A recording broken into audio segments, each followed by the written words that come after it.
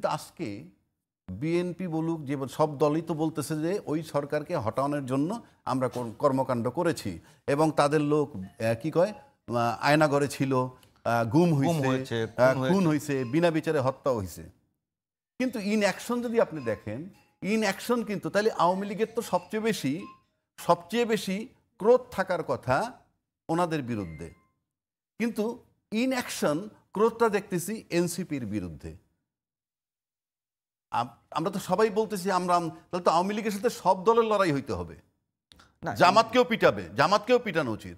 যেমন এটা কেন বলছি, যখন আওয়ামী লীগ ক্ষমতায় ছিল তখন অফিসিয়াল তাদের বিরোধী দল ছিল কিন্তু জাতীয় পার্টি, না কিন্তু বিরোধ ছিল বিএনপির সাথে। তার সমস্ত কর্মকাণ্ডে সকাল বিকাল তারা বিএনপি করত।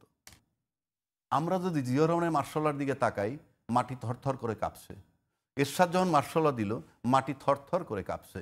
ইভেন 111 যদি আনি, সেখানে ফখরুদ্দিন সাহেব সামনে ছিল সিভিল ম্যান, পাশে ছিল তখনকার সেনাপ্রধান, তখনও মাটি থরথর করে কাঁপছে।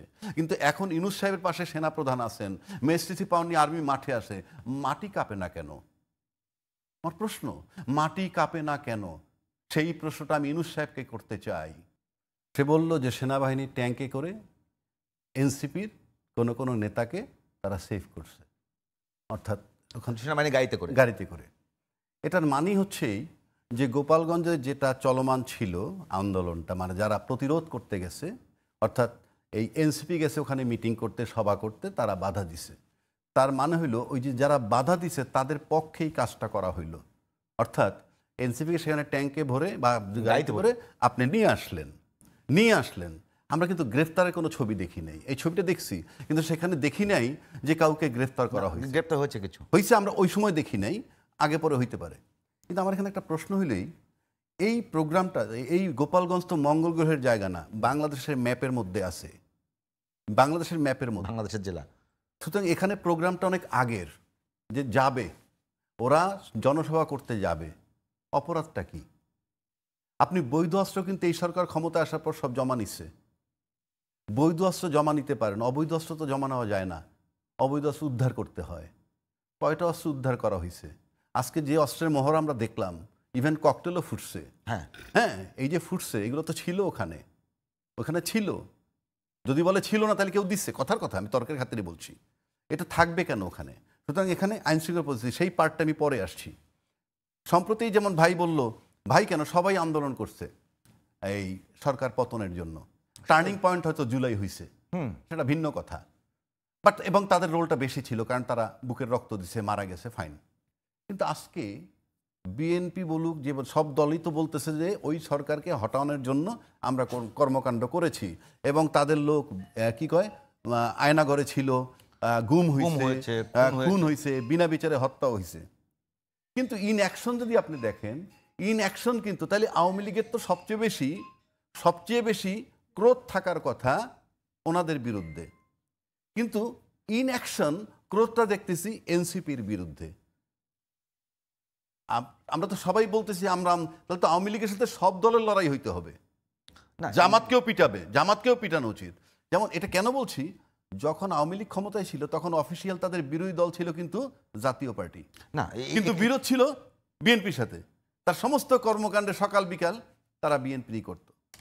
এটার মানে হচ্ছে এই যে এনসিপিকে আপনার শত্রু হিসাবে চিহ্নিত করা হয়েছে। এক নম্বর, কেন করছে এটা তাদের ব্যাপার।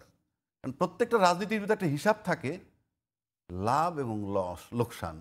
এই ঘটনাটায় লাভ হবে কার? সবচেয়ে বড়দের এই চান্সটা নিতে পারতেছে কেন আওয়ামী লীগ? এই যে সব দল একত্র হয়ে যখন ইউনূস সাহেবকে বসাইছে, আজকে কিন্তু এখানে তাদের দলের মধ্যে ঐক্যমত্যে ফাটল ধরছে।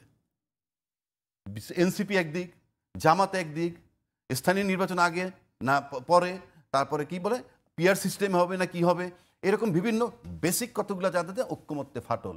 আপনার ইউনিটি যখন ধ্বংস হবে, ইউনিটি যখন ভাঙবে, তখন তো ওই ফেসিজম আবার সামনে আসবে। সেই ইউনিটি কি ভাঙছে না? আপনি তো ঐক্যমত্যে আসতে পারেন, ডিবেট হবে।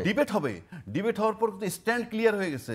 এক দল বলতেছে নির্বাচন করতে দিব না, এই যে এনসিপি, কি বিচার সংস্কার এগুলো আগে হইতে হবে।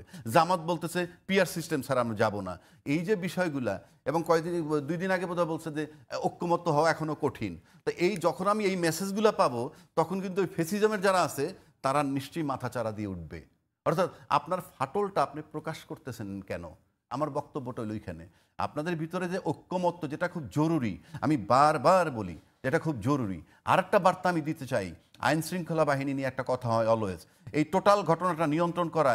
এখানে তো দুই দেশের যুদ্ধ হয় নাই, এমন কিছু ঘটে নাই, কারণ আমরা হাসিনার সময় দেখছি এর চেয়ে অনেক বড় জিনিসও তারা ট্যাকেল করছে। তাহলে পারলো না কেন? কেন পারলো না সেই প্রশ্নটা আমি করতে চাই। কেন বলি, প্রশাসন তো সহযোগিতা করতেছে সরকারকে, আর্মি বলতেছে মেএসটিসি পাওয়ার নিয়ে মাঠে আছে, ঠিক আছে, এবং নির্বাচন পর্যন্ত সেনাবাহিনী বলছে তার পাশে থাকবে, সেনাপ্রধানের বক্তব্য। আমরা যদি জিয়া রহমানের মার্শাল্লার দিকে তাকাই, মাটি থরথর করে কাঁপছে। এরশাদ যখন মার্শাল্লা দিল, মাটি থরথর করে কাঁপছে। ইভেন 111 যদি আনি, সেখানে ফখরুদ্দিন সাহেব সামনে ছিল সিভিল ম্যান, পাশে ছিল তখনকার সেনাপ্রধান, তখনও মাটি থরথর করে কাঁপছে। কিন্তু এখন ইউনূস সাহেবের পাশে সেনাপ্রধান আছেন, মেএসটিসি পাওয়ার নিয়ে আর্মি মাঠে আসে, মাটি কাঁপে না কেন? আমার প্রশ্ন, মাটি কাঁপে না কেন?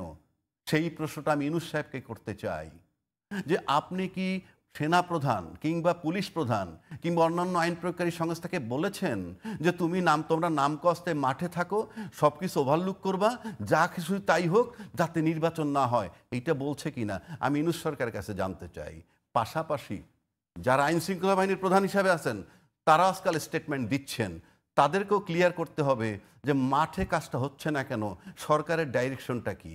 আপনাদের সরকারের ডাইরেকশন কি, না মাঠে যারা আছে তারা আপনাদের কমান্ড শুনতেছে না? এটা একটা ধোঁয়াশার মধ্যে জাতি আছে, এটা ক্লিয়ার করতে হবে। কেননা আপনার সহযোগিতা করার পরও এরকম পরিস্থিতি কেন? একটা প্রাণ মারা যাবে কেন এইভাবে? এমন পরিস্থিতি কেন হবে? জনসমাবেশ সবাই করতে পারবে, এটা তো সেই জিনিস হচ্ছে, আগে যখন বিএনপি প্রোগ্রাম দিত সেইখানেই শান্তি মিছিল করতো আওয়ামী লীগ। এই গত 16 বছরে যেখানেই আওয়ামী লীগ বিএনপি প্রোগ্রাম দিত, ঠিক সেই জায়গাটাই তাদের শান্তি মিছিল। একই জিনিস আজকে হচ্ছে। আপনি এনসিপি বাদ দেন না, আপনি গণতান্ত্রিক দেশে তো আপনি নির্বাচন, মানে আপনি এটা করার রাইট আপনার আছে, সমাবেশ করতেই পারে, করতেই পারে। সেখানে আপনি লাঠি সোটা নিয়ে আসবেন, আর আপনি যারা সমাবেশ করতে গেল তাদেরকে গাড়িতে সেফ কইরা আপনি জনদরদি হয়ে গেলেন, কিন্তু ইনফ্যাক্ট সমাবেশটা তো করতে পারলো না। এটা তো বাংলাদেশের ম্যাপের মধ্যে একটা অংশ, যেখানে সন্ত্রাসী সার্ভাইভ করে ফেললো, যেখানে আর্মি মাঠে, পুলিশ মাঠে, কিন্তু তারা সার্ভাইভ করলো। কালকে বিএনপি গেলে তো একই অবস্থা হবে। আমি কথার কথা বলছি, এটা আপনার কেন দেখ। সুতরাং আমি আবারও খুব খুব বলিষ্ঠ কণ্ঠে, আমি খুব সাহস করে বলছি, ইউনূস সরকারকে বলতে হবে, আপনি কি আইন শৃঙ্খলা পরিস্থিতি লোকদেরকে বলছেন কিনা যে তোমরা মাঠে থাকবা, অ্যাকশনে যাবা না, সব কিছু ওভারলুক করবা? একইভাবে যারা ওই প্রধান আছেন, বিভিন্ন বাহিনীর দায়িত্বে আছেন, তাদেরকেও ক্লিয়ার করতে হবে সরকারের ডাইরেকশনটা আপনাদের প্রতি কী। কারণ জনগণকে আপনার অন্ধকারে রাখার রাইট নাই। আপনারা যাই খুশি করেন, ভিকটিম হচ্ছে সাধারণ মানুষ। একটা মানুষের প্রাণ যেতে পারবে না স্বাধীন দেশে, এটা অন্য কোনো দেশের সাথে লড়াই নয়। স্বাধীন দেশের ভিতরে একটা প্রাণও যেতে পারবে না, দিস ইজ প্রি কন্ডিশন। এবং এটা যদি ব্যর্থ হন, তাহলে সেই আইন প্রয়োগকারী সংস্থার প্রধান এবং যিনি সরকার প্রধান, আপনাদেরকেও চলে যাওয়া উচিত আমি মনে করি। যদি মানুষের প্রাণ রক্ষা করতে না পারেন, নির্বাচন বহুদূর, নির্বাচন সেই ফেব্রুয়ারিতে, তার আগে এই পরিস্থিতি ট্যাকেল করতে হবে। আপনাকে কৈফিয়ত দিতে হবে জাতির কাছে যে আপনারা প্রশাসনকে কি ইঙ্গিত দিচ্ছেন, যে মাঠে নামবা কিন্তু কিছু করবা না, ওভারলুক করবা, সেটা কিনা আমি জানতে